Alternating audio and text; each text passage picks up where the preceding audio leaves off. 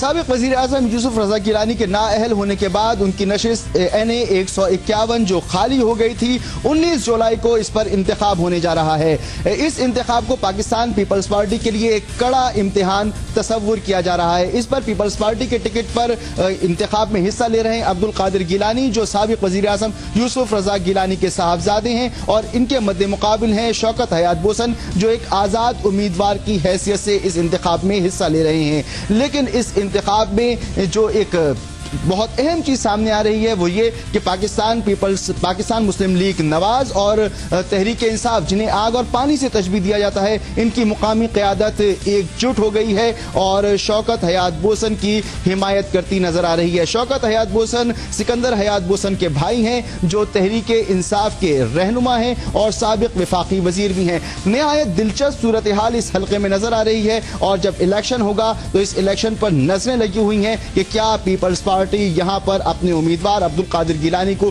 कामयाब करा पाएगी या नहीं करा पाएगी। आने वाले जो आम इंतखाबात होंगे उस पर भी इस इंतखाब का यकीनन कुछ न कुछ असर पड़ेगा। इस तमाम सूरत हाल का नक्शा खींचा है अपनी रिपोर्ट में हमारे नुमाइंदा खुसूसी जमशेद रिजवानी ने।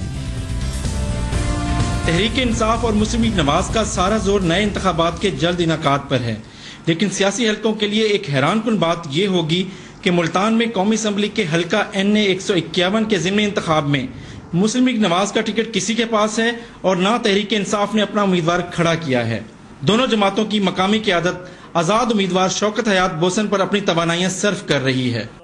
इस हल्के में साबिक वज़ीर आज़म सैयद यूसुफ रज़ा गिलानी और साबिक वफाकी वज़ीर हाजी सिकंदर हयात बोसन रवायती तौर पर एक दूसरे का बराह रास्त मुकाबला तो नहीं कर रहे, लेकिन मैदान लगा उन्हीं के दरमियान ही है।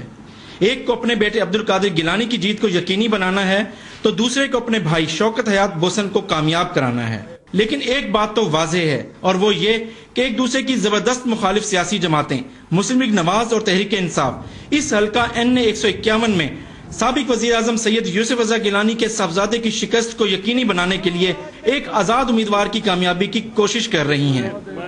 कैमरा टीम के साथ प्रोग्राम आज कामरान खान के साथ के लिए जमशेद रिजवानी, जियो न्यूज़ मुल्तान।